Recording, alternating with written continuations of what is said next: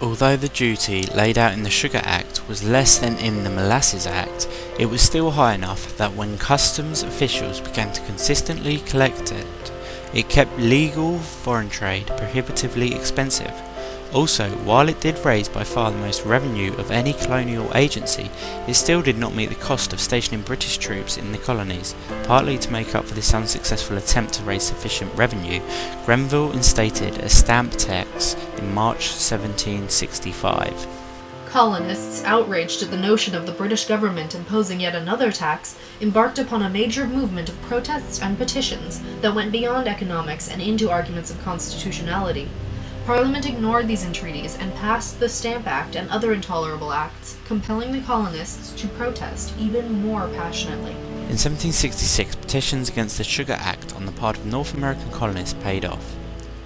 Parliament repealed the act, replacing it with a meagre 1 pence duty per gallon of molasses, regardless of its point of origin.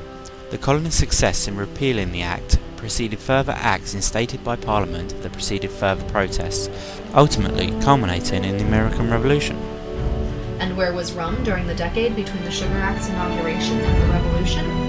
It was in the taverns, the political and intellectual hubs of 18th century America, of course. Rubbing elbows with the likes of John Adams, Benjamin Franklin, and John Hancock, rum kept its foot in the political, economic, and cultural door of American history, where it resides to this day. And that, ladies and gentlemen, concludes this week's episode of Historical Analysis Sock Puppet Theater. We hope you have enjoyed your time with us and that you will join us again soon. Thank you and have a wonderful afternoon. And that's the way it be.